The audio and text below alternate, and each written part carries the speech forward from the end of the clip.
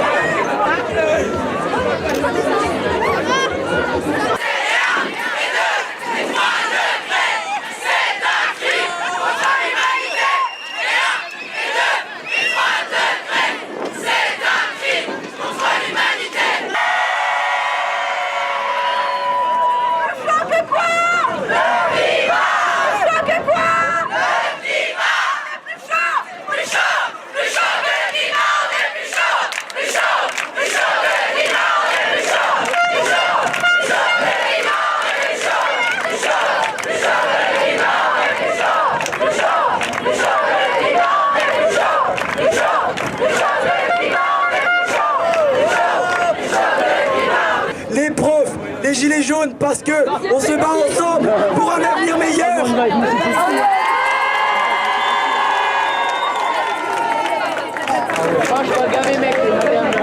Alors je sais qu'il y a peut-être certains points qui vont pas faire consensus, que la plupart de ces appels c'est quand même nationaux. Donc si à Bordeaux on peut bosser là-dessus et être nombreux et faire bouger les choses, bah on va en profiter. Parce que les choses il faut les faire bouger parce qu'on n'a plus le temps. Le climat c'est une urgence, il faut agir vite, il faut agir maintenant et pas dans 50 ans, on l'a dit pendant la manif.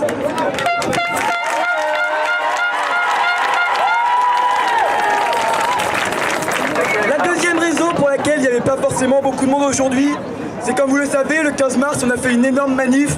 Et ensuite, il y a plein de monde qui nous ont rejoints pour construire le collectif en lui-même. On a élu 6 porte-paroles, ils sont là aujourd'hui un peu partout. Il y a Pablo, il y a Elisa qui est partie pour les assises nationales du mouvement. Il y a Pauline qui est, je sais pas où, là. Il y a Justine et il y a Alexandre. Bon, il y a Alexandre qui est là aussi. Allez, on l'applaudit même si on ne voit pas.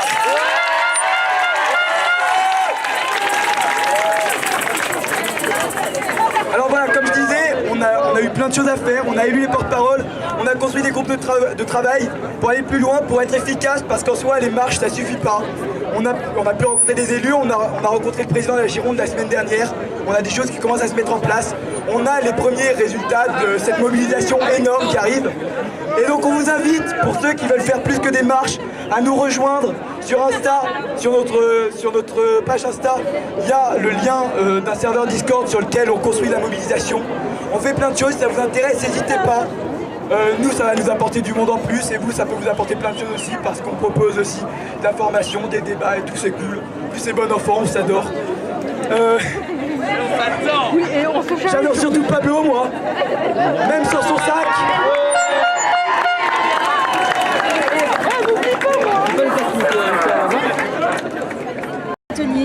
Et c'est ultra sympa, on est tous hyper sympas et on fait aussi un événement en partenariat avec d'autres associations écolos donc mi-septembre qui va s'appeler la Caravane des Possibles. Vous pouvez signer l'appel à rejoindre la Caravane des Possibles qui est... La caravane des possibles qui va être un tour des résistances et des alternatives en Gironde. Ça va être une tournée itinérante à vélo et à traction animale. Donc durant 15 jours en septembre, du 15 au 29 septembre. Voilà. Et la dernière date se fera sur Pessac et ça va être durant les compulsations. Voilà, donc on vous attend très nombreux.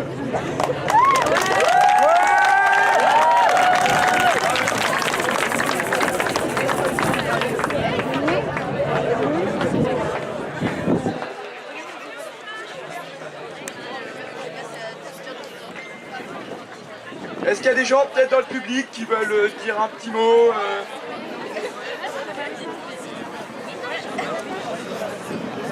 Voilà, non, il n'y a personne. Sinon, je vous propose. Je sais pas, moi j'ai encore du temps avant d'avoir mon train pour Nancy. Donc si je vais peut-être faire le tour et tout, discuter avec vous, je pense que vous avez plein d'idées de ce qu'on peut faire, des revendications qu'on peut avoir au niveau bordelais. Ah, j'ai une idée de truc sur lequel je pourrais parler quand même. C'est les avancées qu'on a au niveau des élus locaux. On a rencontré le président de la Gironde donc il y a une semaine, je l'ai dit tout à l'heure. Il nous a proposé plein de trucs. On va pouvoir rencontrer par exemple il nous propose de rencontrer des viticulteurs pour parler des problèmes autour des pesticides, pour essayer de les convaincre qu'il y a une autre agriculture qui est possible. On va bosser avec le conseil départemental, on va voir dans quelle mesure on peut avoir du budget pour nos propositions sur les transports, sur l'agriculture, sur l'alimentation. Voilà, donc il y a pas mal de choses qui vont pouvoir être faites au niveau du conseil départemental, tant que lutte contre le changement climatique qu'en termes d'adaptation, parce que malgré tout il va y avoir une adaptation à faire parce que les conséquences elles vont être là. On va falloir les limiter au maximum mais il va falloir gérer ce qu'on ne peut pas éviter. Deuxième chose, on commence à être en contact avec des gens de la région pour faire des choses aussi, donc au même niveau que le conseil départemental. C'est un peu plus long parce que c'est un peu plus grand et qu'on veut essayer de travailler avec les autres mobilisations de l'Aquitaine, donc Poitiers, Pau, Bayonne, La Rochelle, etc. Par contre, et ça on va avoir besoin de vous, surtout le 24 mai, la mairie de Bordeaux. Bon voilà, vous devez tous savoir ce que c'est la mairie de Bordeaux, je pense. Plus ou moins, elle en a rien à foutre de l'écologie. Alors pour vous dire un peu, le 15 mars, il y a Nicolas Florian, donc le nouveau maire après Alain Juppé, qui est sorti de la mairie et il nous a dit « Je ne crois pas à la ville sans voiture ». Alors vous, est-ce que vous y croyez à la ville sans voiture? Est-ce que vous la voulez, la ville sans voiture? Alors voilà, un des objectifs du 24 mai, au moins au niveau de Bordeaux aussi, ça va être de montrer à la mairie qu'elle n'est pas du tout à la hauteur des enjeux climatiques et qu'il y a de gros efforts à faire. Et nous on va être là pour leur imposer ces efforts parce que le climat ça concerne tout le monde et il faut agir vite. Et donc voilà, et donc on va avoir besoin de chacun de vous. Voilà au niveau des élus. Et puis enfin si on peut aller à l'échelle un peu plus haute, au niveau national, on a notre superbe gouvernement qui n'en a eu absolument rien à foutre du 15 mars. C'est pour ça aussi qu'à Bordeaux on a décidé d'avoir d'autres modes de mobilisation pour se faire peut-être un peu plus entendre que par des marches. Et c'est pour ça aussi qu'on décide de nous tourner un peu plus vers une convergence des luttes. Parce que seul, même si on est beaucoup, même si on est jeune, même si on est un nouvel élément au sein des mobilisations, on a besoin des autres mouvements, on a besoin de bosser tous ensemble main dans la main pour avoir des vrais résultats. Et c'est pour ça que le 24 mai, ça va être une grosse journée de convergence. Parce que le climat, c'est pas que les jeunes, c'est pas que notre mobilisation. Par exemple, je vais prendre l'exemple des gilets jaunes. Les gilets jaunes, c'est des gens qui sont dans le besoin, des gens qui ont du mal à vivre tous les jours. Et c'est les gens les plus pauvres qui vont être les plus touchés par le réchauffement climatique. Et on ne peut pas laisser ça se passer comme ça. Donc il faut qu'on se batte pour tout le monde et tous ensemble.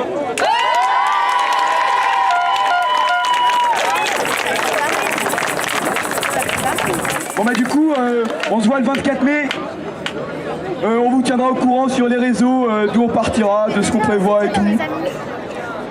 On va essayer de faire un vrai concert avec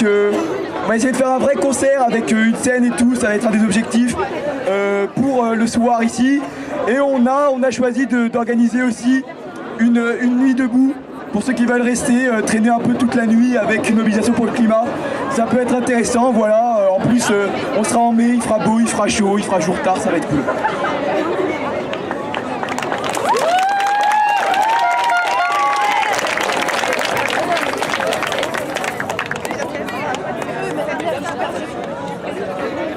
Est-ce qu'il y a des gens qui veulent prendre la parole pour dire quelque chose?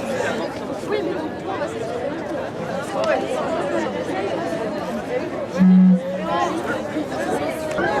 Pour simplement, voilà, si vous vouliez me contacter, je ne sais pas si on peut passer par le...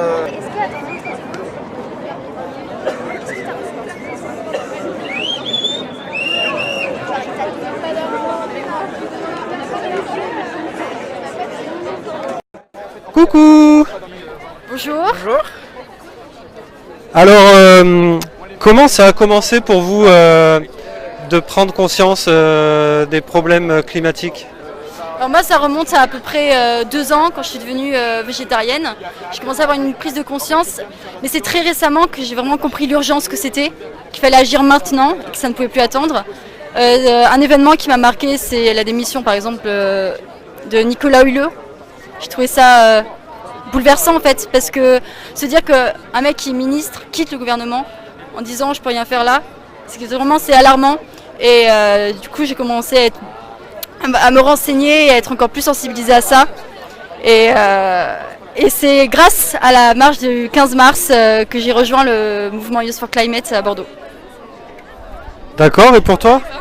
Donc moi ça fait juste quelques mois. J'ai commencé lors de la première réunion, on était 15 à peu près en tout.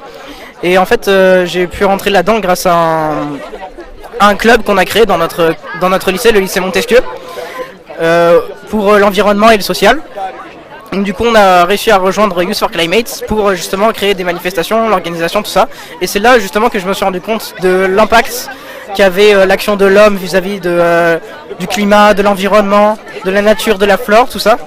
Et j'ai pu plus me renseigner vis-à-vis des faits scientifiques.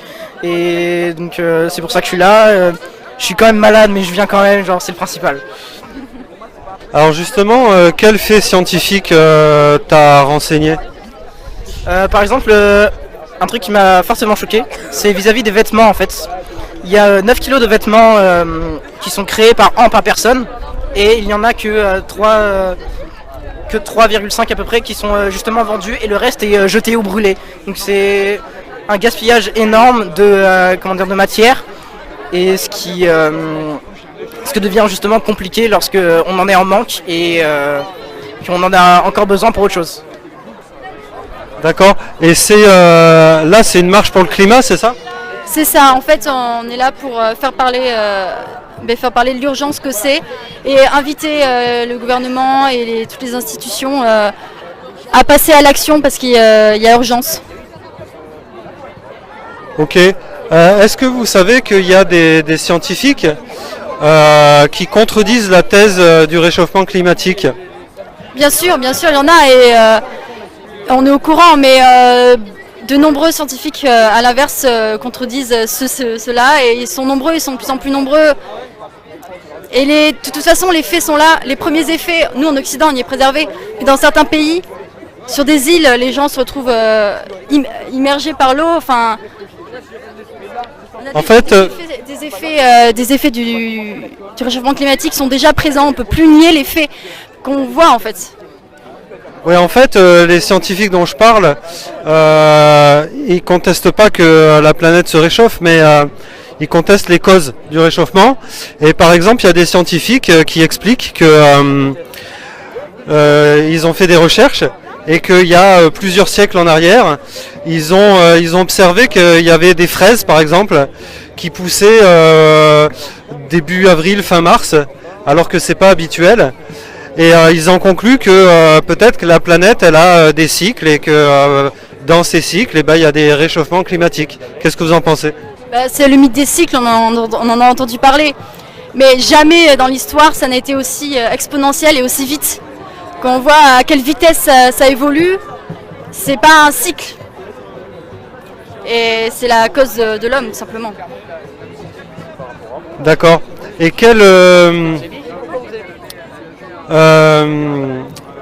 là, on parle de réchauffement climatique qui est contesté par certains scientifiques. Par contre, le constat est général sur les problèmes d'environnement, et notamment de pollution de l'air, de l'eau, des sols. Selon vous, qu'est-ce qu'il faudrait que le gouvernement prenne comme mesure forte pour lutter contre ces problèmes environnementaux? Principalement arrêter la consommation massive de plastique et la production aussi.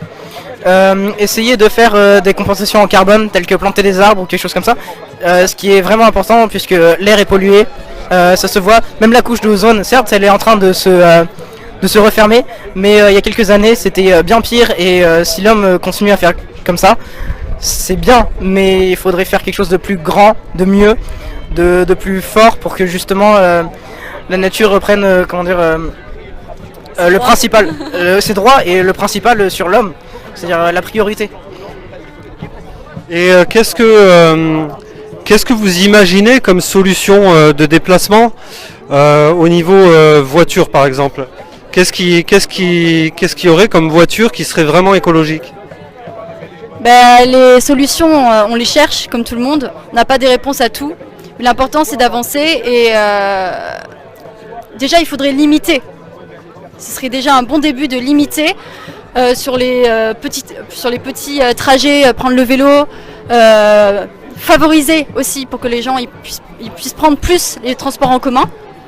Donc mettre plus de transports en commun, la gratuité des transports en commun, des mesures qui favoriseraient. Pareil, aujourd'hui les avions sont moins chers que les trains, alors qu'ils polluent beaucoup plus. C'est pas normal. Il faudrait que les trains redeviennent moins chers, qu'il y ait plus de trains de nuit.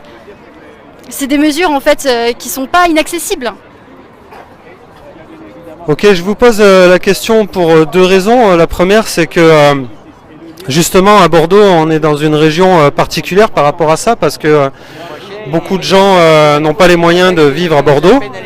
Et donc beaucoup de gens arrivent de loin pour travailler. C'est un département qui est assez étendu en plus.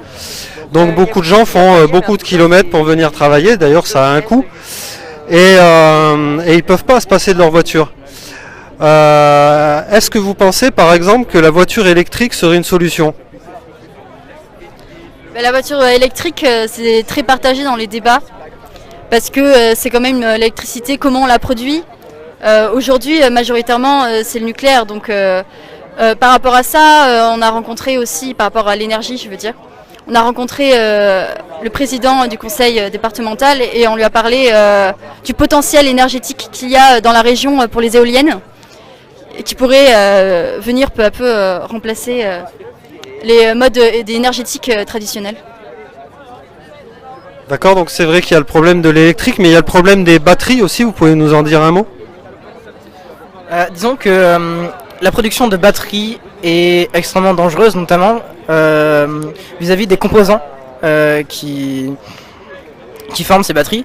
Elles sont dangereuses et sont surtout produites et extraites dans les pays à forte température tels que l'Afrique, où ce sont tels que des enfants qui extraient justement ces minerais et qui les batteries c'est quelque chose qui nous est utile actuellement, que ce soit dans nos téléphones, dans nos tablettes, dans tout ce qui est portatif, voilà, tout ce qui est connecté, tout ce qui est objet connecté.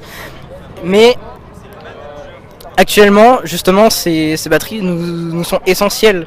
Mais je pense qu'on peut justement réduire cette consommation et essayer, quand on a un objet par exemple qui est en mauvais état, essayer de le réparer soi-même dans des endroits qui sont faits pour ça, où on peut être conseillé par des personnes expertes et justement réparer au lieu de racheter quelque chose et consommer encore plus.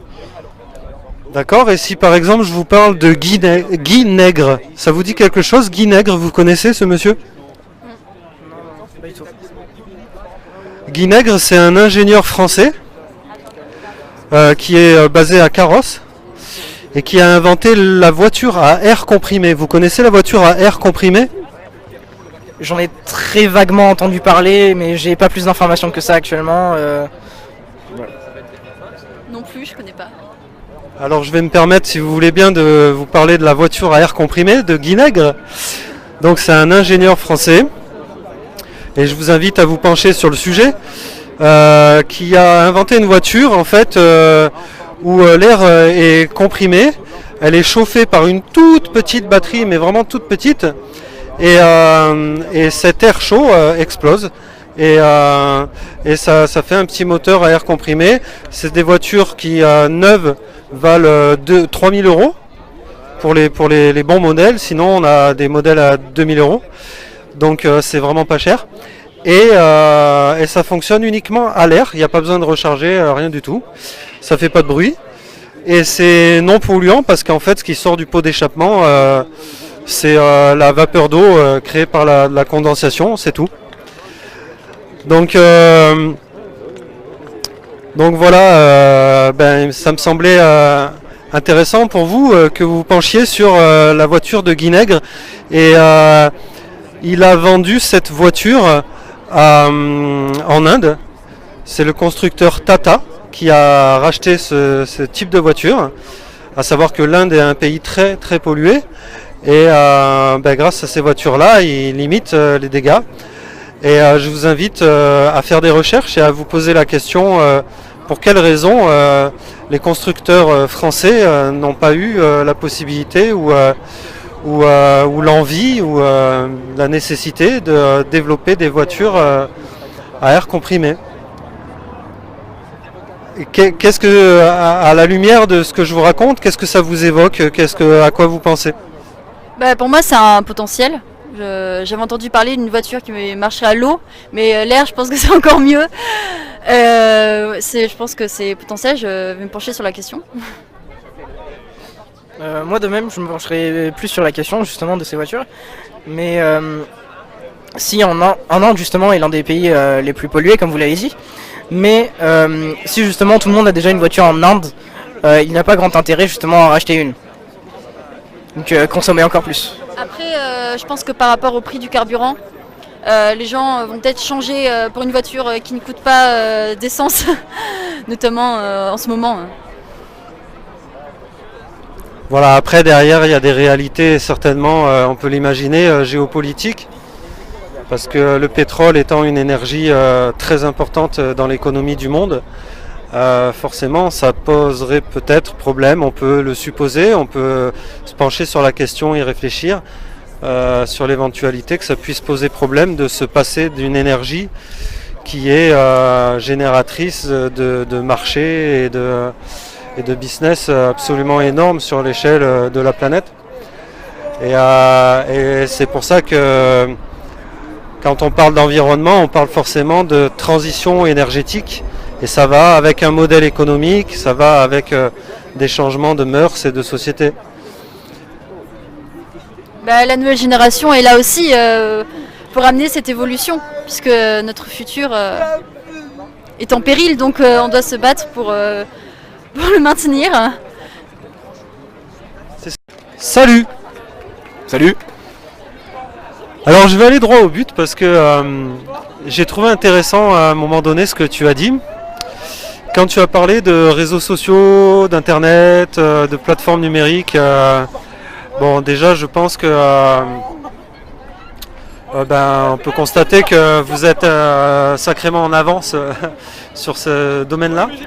Mais ce qui m'a interpellé, c'est que en fait vous faites une manifestation pour la préservation de l'environnement. C'est bien ça? Oui, c'est exactement ça, oui. Et donc moi ce qui m'a interpellé, c'est que j'ai fait le lien entre justement l'environnement et le numérique. Parce que on pourrait considérer que le mouvement des Gilets jaunes par exemple, c'est un mouvement du numérique qui s'est formé sur internet, sur les réseaux sociaux. Votre mouvement visiblement aussi. Donc le numérique rend service aujourd'hui aux mouvements sociaux. La question que je voulais te poser, c'est quel lien tu fais entre l'usage du numérique et justement l'environnement?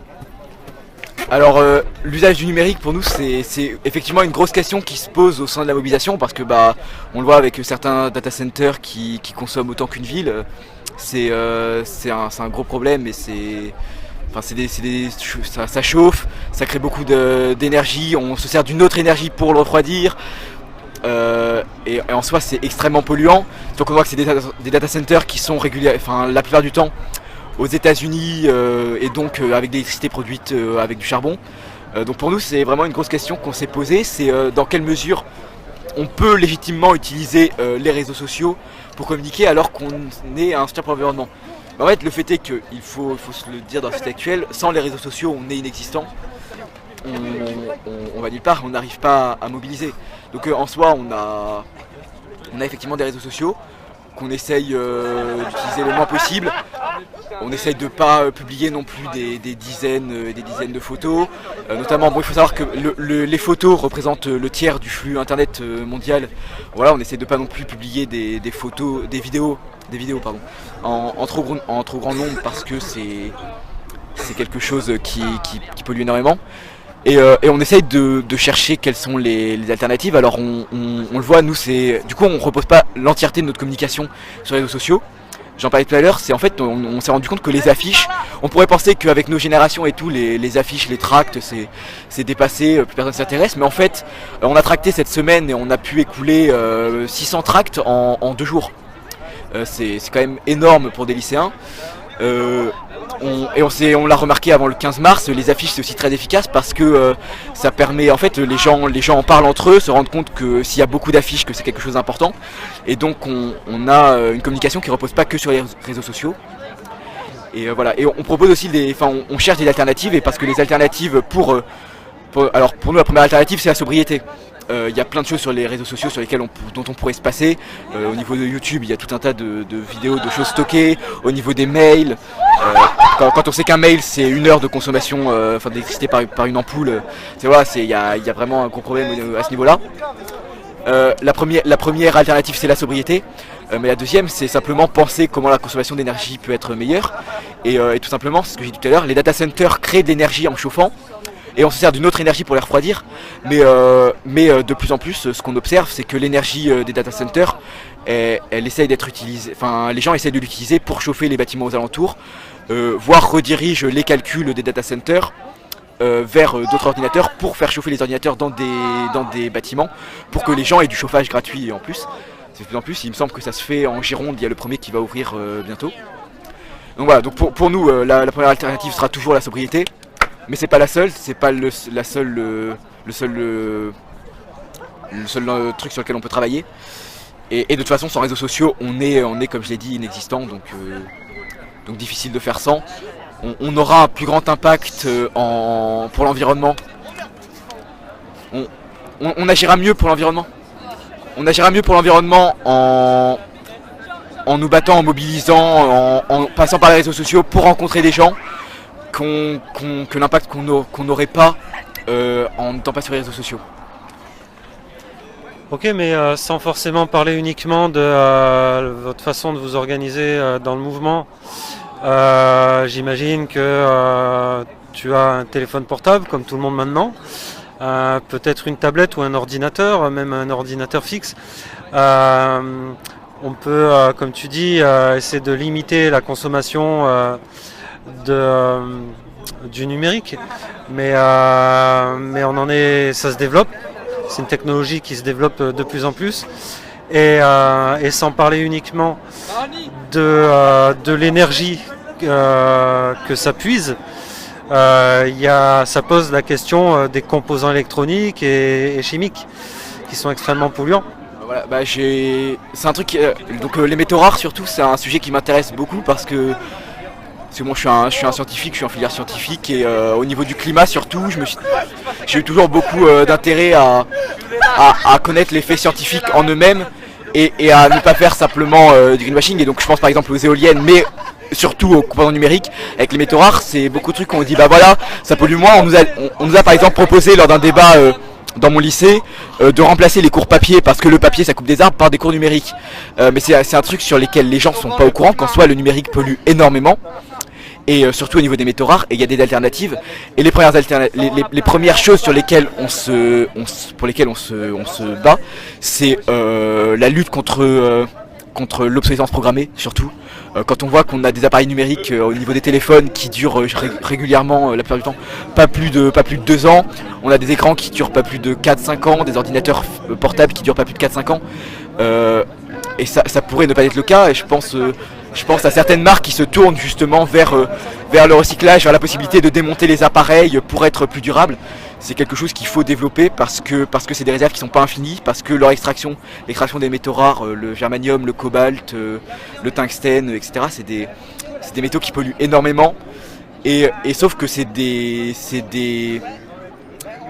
l'énergie, et de la pollution qu'on externalise, qui est pas en France et qui est pas directement dans la construction de l'appareil.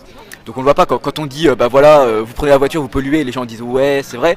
Quand on leur dit vous achetez un téléphone, vous polluez, les gens voient pas forcément pourquoi. Et il y a beaucoup de pédagogie à avoir dessus, et c'est l'apprendre aux gens, et c'est faire comprendre aux entreprises qu'il va falloir bâtir un autre modèle que l'obsolescence programmée, qui est un modèle qui n'est absolument pas durable. Et pour moi c'est un énorme chantier sur lequel on doit se pencher. Très intéressant, merci. Et toi qui es dans la filière scientifique, est-ce que tu penses qu'un jour, peut-être dans 50 ans ou dans un siècle, est-ce que tu penses que c'est possible un jour de faire du numérique vert ? C'est possible, mais ça va dépendre surtout de la vitesse à laquelle on fait des progrès, à quel point on gagne du temps. Parce que là, on a des échéances qui arrivent en soi. Beaucoup de scientifiques donnent des dates on a des échéances, agir jusqu'en 2021 pour limiter le réchauffement climatique à 1,5 degré, on a jusqu'à 2030 pour agir pour le limiter à 2 degrés. Si on n'arrive pas à gagner le temps de réfléchir à des technologies plus sobres, plus efficaces, plus vertes, on les aura jamais parce que on aura des problèmes bien plus graves avant et que l'argent ne pourra pas être mis dans l'innovation. Mais c'est quelque chose sur lequel on doit se pencher, sur lequel il faut investir, que ça soit le stockage de l'énergie, que ça soit le recyclage, le recyclage des composants. Enfin, le problème qu'on a tant au niveau des panneaux solaires, on en parle beaucoup, mais aussi des composants miniatures dans les appareils électroniques. On a un gros problème de recyclage, c'est que pour l'instant on les stocke. Je vais prendre l'exemple du Japon. Le Japon a énormément développé ça. C'est que le Japon entrepose du matériel électronique en attendant le moment où on saura le recycler, parce qu'ils se disent il y a un marché énorme qui va se développer d'un coup. Et c'est le cas. Le jour où on saura extrêmement bien recycler tous ces éléments électroniques, on pourra en soi avancer bien plus vite, et ça va permettre de démocratiser plein de choses et de progresser à ce niveau-là, et même d'avoir un numérique plus juste. Et parce qu'en soi, sans obsolescence programmée, si on a des téléphones qui durent 8 à 10 ans, ou qu'on peut revendre aux entreprises une fois que leur vie est finie pour qu'elles le recyclent, c'est beaucoup plus juste. Ça permet aux gens de ne plus avoir à utiliser des sommes d'argent qui sont monstrueuses. Donc voilà, pour nous il y a beaucoup de progrès à faire, mais le principal là, c'est de prendre des mesures qui sont demandées par les ONG, par les scientifiques, qui sont des mesures qui peuvent être prises vite. Et qui ne demandent pas, je vais prendre l'exemple du rapport de BL Evolution qui est paru en janvier. Il y a plein de mesures qui proposent pour que la France s'inscrive dans une trajectoire d'1,5 degré. Alors tant au niveau du numérique que de l'agriculture, que de l'isolation des bâtiments, etc. Qui sont pour la plupart des mesures qui ne demandent pas non plus de changer le système d'un coup, de virer à l'anarchie ou au communisme. C'est des mesures qui peuvent être faites, alors qui vont forcément avoir un impact économique et social, mais de toute façon si on ne fait rien pour l'écologie, l'impact économique et social il sera bien plus important que celui qui est proposé, enfin celui qui va être contraint si on veut agir.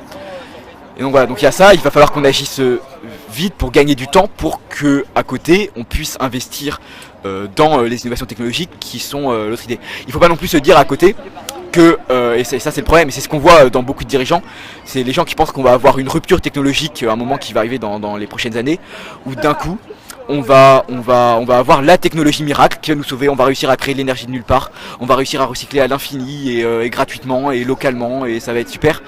C'est pas le cas pour l'instant, on n'a pas les moyens, et les moyens dans la recherche ne sont pas mis, et donc il y a des priorités, et voilà. Ok, et est-ce que tu penses que, parce que la question se pose quand même, est-ce que tu penses que les lobbies financiers commencent à comprendre qu'il y a de l'argent à faire sur la préservation de l'environnement avec les nouvelles technologies, le recyclable et cette nouvelle société?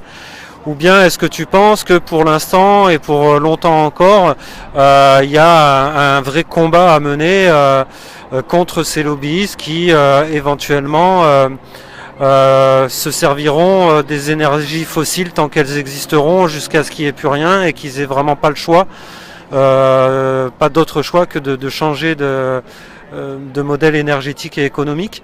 Vers quel côté tu penses que la balance penche entre ces deux possibilités que je te présente là? Alors, c'est très compliqué à dire. Enfin, moi, en tout cas, j'ai vraiment du mal à avoir mon opinion là-dessus. Parce qu'il y a des éléments qui font pencher des deux côtés. Il y a de plus en plus d'études, même de grands cabinets de finances, de grands fonds d'investissement, de banques, etc., qui montrent que même les parts de marché, en fait, en termes de finances pures, en termes de capitalisme pur, que c'est des parts de marché qui sont de plus en plus importantes, que ça va devenir le plus rentable. Il y a, alors je sais plus, il me semble que, je sais plus si c'est Bloomberg ou Goldman Sachs qui disait que d'ici 2030, l'énergie la plus rentable serait l'énergie éolienne. Les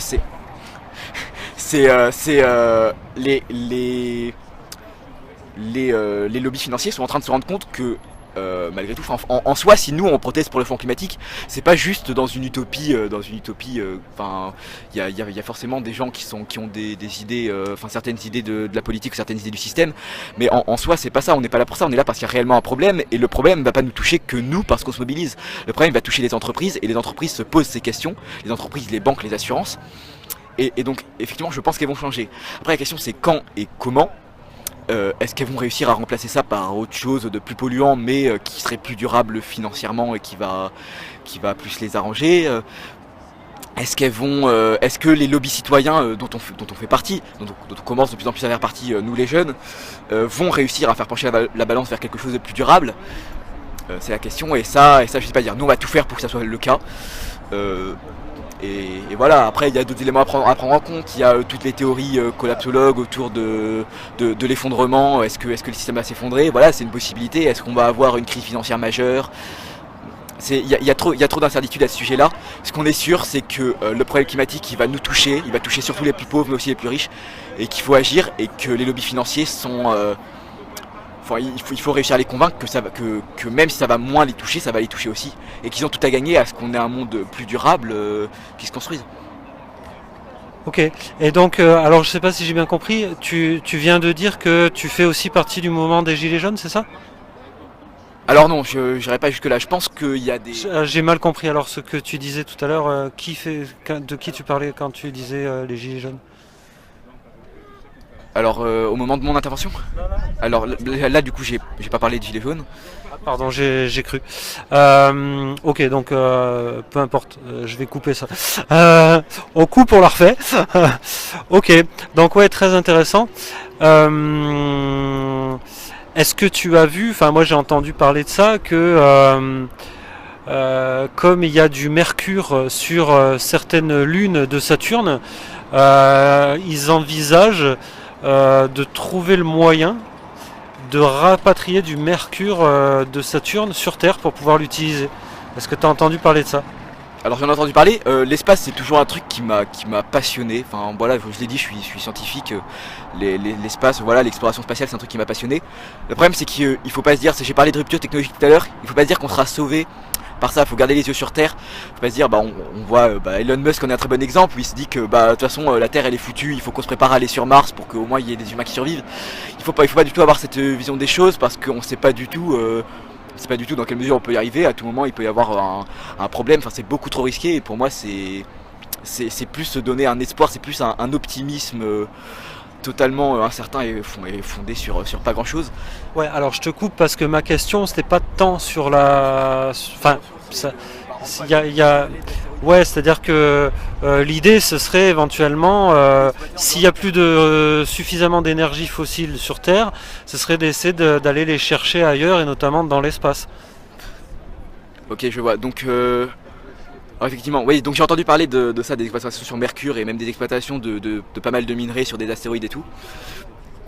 Pour moi c'est intéressant en soi, ne serait-ce que pour l'innovation technologique qui peut généralement... qui peut nous apporter beaucoup de choses positives. Alors ça dépend comment elle est utilisée après. Mais ça dépend de trop d'aléas. Et qu'est-ce qu'on va faire une fois qu'on aura épuisé les lunes de Mercure? Pour moi, ce qui est évident, c'est que de toute façon, les énergies renouvelables sur Terre et les alternatives et le recyclage vont devenir avec le temps beaucoup plus rentables économiquement que l'exploitation d'énergie fossile qu'on pourra pas recycler, sur lesquelles il y aura forcément un jour des pics de production, des risques. Et voilà, donc je pense qu'à terme c'est pas viable. Pour moi c'est surtout une utopie d'industriels qui ont peur de voir que leur modèle actuel va s'effondrer et qui veulent dire mais non, regardez, il y a une solution miracle, on va aller faire ça, on va faire rêver. Voilà. Après si ça se trouve je me trompe et peut-être que ça va nous permettre de faire plein de choses. J'ai aucune idée des quantités d'énergie fossile qu'il y a en soi. Ça se trouve il y a de quoi faire survivre l'humanité pendant 500 ans et on aurait le temps de trouver des alternatives incroyables. Disons que sur les lunes, sur certaines lunes de Saturne, il y a carrément des rivières de mercure. Hein. Il y a une quantité de mercure absolument énorme. Alors à titre personnel, je dois quand même dire que j'ai pas non plus des connaissances énormes sur le mercure et son utilisation dans l'industrie actuelle. Mais en soi, c'est une idée parmi tant d'autres et c'est une énergie, un matériau parmi tant d'autres. L'exploiter, pourquoi pas, mais en fait il faut pas que ça cache, il faut pas que ça soit l'arbre qui cache la forêt, il faut pas que ça soit quelque chose pour dire mais regardez, on a une solution là-bas, c'est super, on regarde tout là-bas et on continue d'exploiter des énergies fossiles sur Terre, on continue de détruire la planète. Il faut pas que ça devienne un axe de communication énorme parce que ça n'a pas vocation à l'être et parce que c'est pas une alternative longue et c'est pas une alternative qui réglerait des problèmes de société, des problèmes d'énergie sur le long terme, je pense. Ok, je te remercie. Et pour finir, je vais te poser un petit peu la même question que j'ai posée tout à l'heure. C'est, selon toi, quelle serait la véritable alternative à la voiture à carburant ? Les mobilités douces. Les mobilités douces et les transports alternatifs, en soi, on le voit de plus en plus. Alors il y a forcément des endroits les plus isolés, les petits villages et tout, où on aura toujours du mal à y avoir accès par des transports en commun. Mais en soi, maintenant, dans la quasi-totalité, en tout cas pour l'exemple de la France, à quelques exceptions près, on peut faire la plupart des transports en bus ou en train. Alors il y a toujours quelques problèmes, notamment le fait que l'avion soit moins cher que le train, ce qui ça nous pose beaucoup de problèmes dans la mobilisation. Mais je pense qu'à terme, si on a une vraie réflexion sur ça, le train peut se démocratiser, peut devenir beaucoup plus électrique, ce qui n'est pas encore le cas avec certains RER. Mais par exemple, actuellement, si on veut se déplacer en Gironde, je prends un exemple très simple, c'est celui de Lacanau. Il y a plein de gens qui vont en voiture à Lacanau, alors qu'il y a un Transgironde qui coûte très peu cher et qui en soi, en termes de carburant, revient encore moins cher quand on voit le carburant qui est utilisé. Sur ça demande pas un effort financier considérable.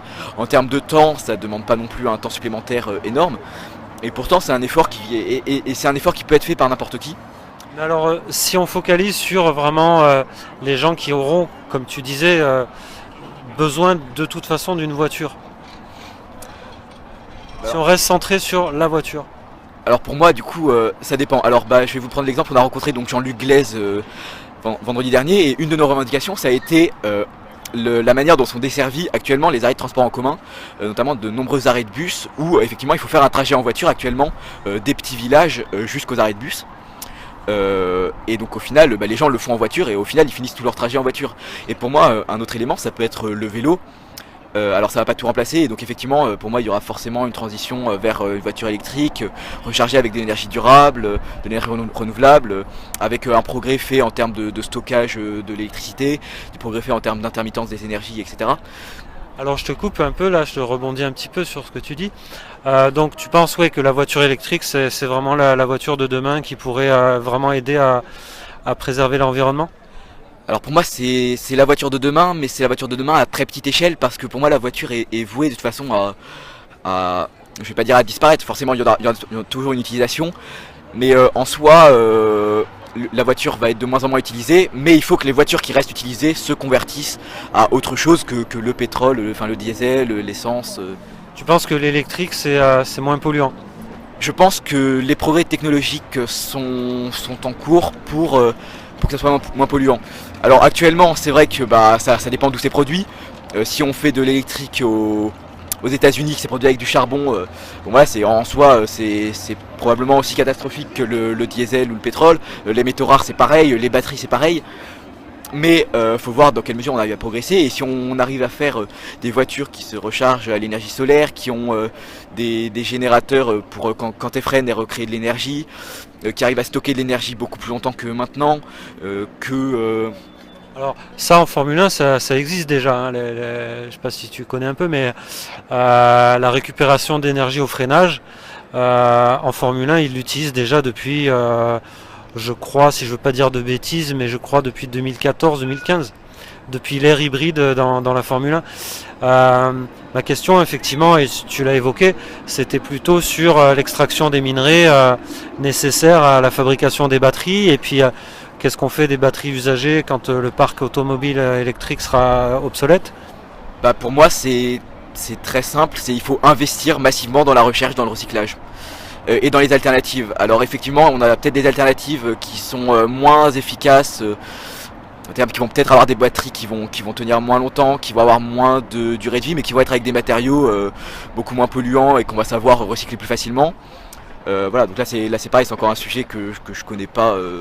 Si par exemple je te parle de Guy Nègre, ça t'évoque quelque chose, Guy Nègre? Absolument pas. Voilà, c'est assez rigolo parce que tes collègues de tout à l'heure non plus.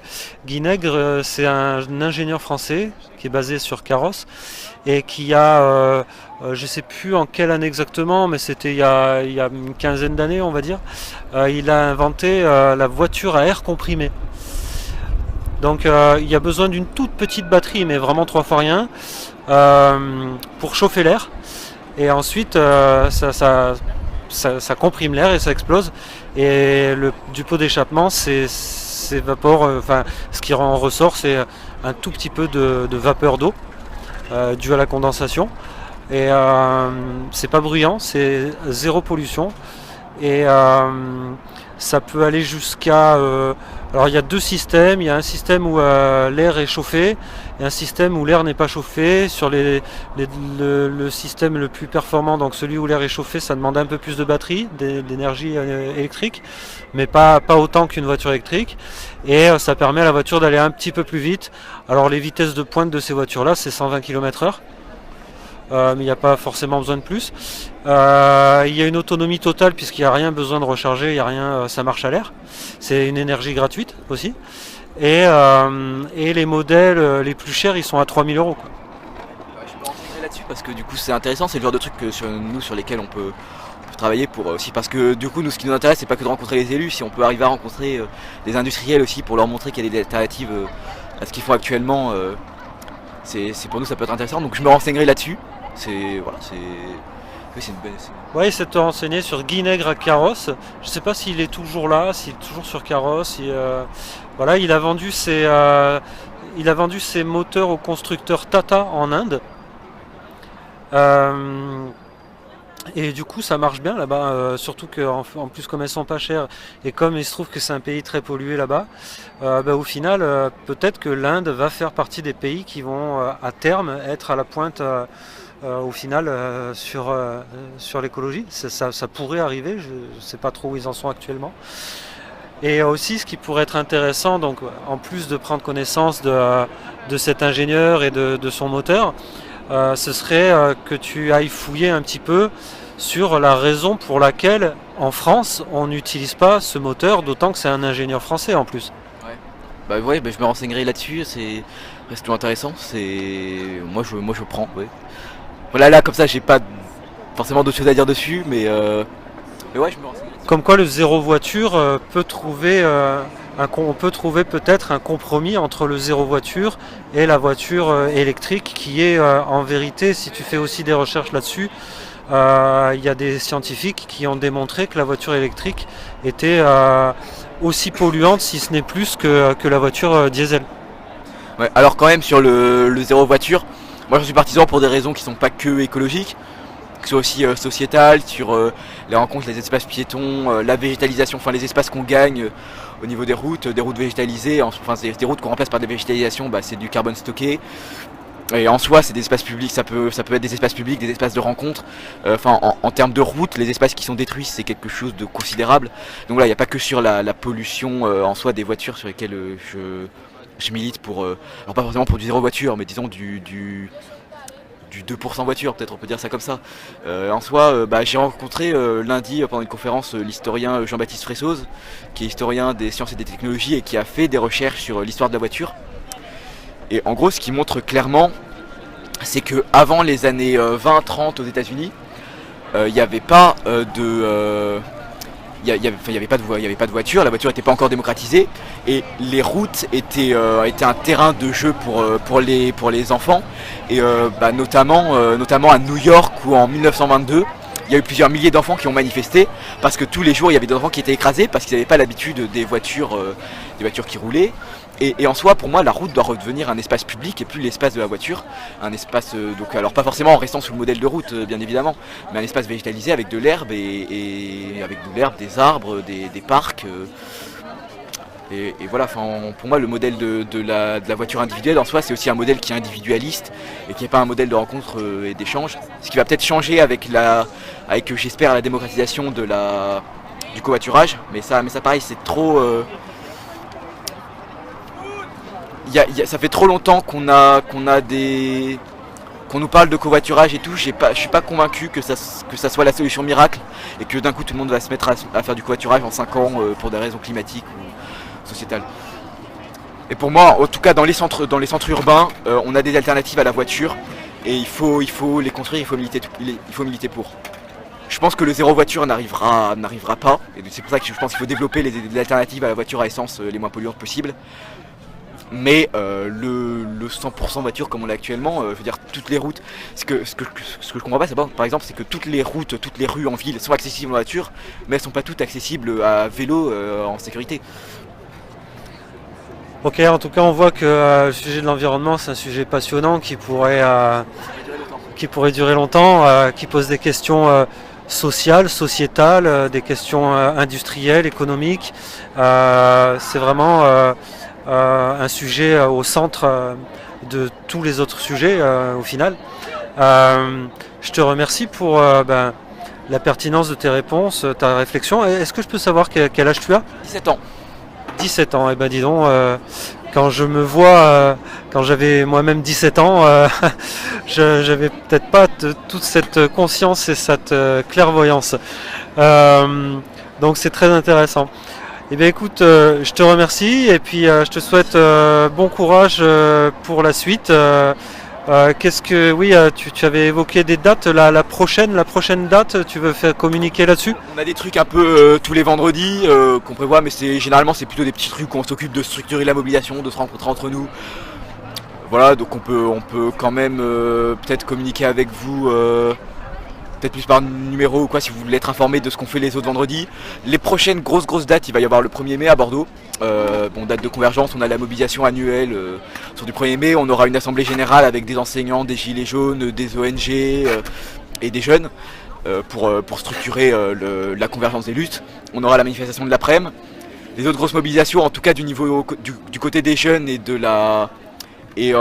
plus en plus de la convergence avec les profs et la loi Blanquer. Il va y avoir le 9 mai où on a une grève des profs qu'on va soutenir de notre côté. Le 15 mai, il y a un appel, il y a la loi qui passe au Sénat, la loi Blanquer qui passe au Sénat. Donc pareil, nous on va appeler à protester contre cette loi. Et ensuite, au niveau écologique, on a le 18 mai où on a la grande marche contre Monsanto et contre les pesticides à Bordeaux, qui sera encore une date de convergence des luttes soutenue. Donc ça sera un samedi, donc on aura des gilets jaunes. On aura des ONG sur le climat, on aura nous les jeunes pour le climat. Et enfin on aura surtout pour nous la date la plus importante, c'est le 24 mai, qui est une nouvelle date internationale comme il y avait eu pour le 15 mars, et qu'au niveau français, on essaye de tourner vraiment sur une dynamique de convergence et une dynamique intergénérationnelle, pour qu'il n'y ait pas que les jeunes, pour montrer que c'est un sujet qui nous concerne tous et pour que ça soit une date énorme. En plus c'est 2 jours avant les européennes. Donc on espère que ça aura un impact sur les candidats pour qu'ils se rendent compte que c'est quand même un pan non négligeable de l'électorat, on espère.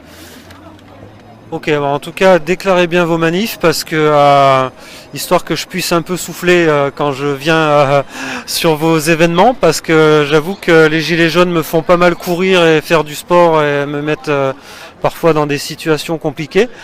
Donc écoute, je te remercie pour ce témoignage et puis Et puis bonne continuation pour la suite. Et puis peut-être que la prochaine fois qu'on se reverra, on pourra reparler de Guy Nègre et de son moteur à air comprimé. J'aurais peut-être plus d'éléments du coup à ce sujet-là aussi de mon côté. Merci beaucoup à vous. C'était intéressant. Du coup j'ai appris des trucs sur Guy Nègre et voilà, merci. Avec plaisir, à bientôt.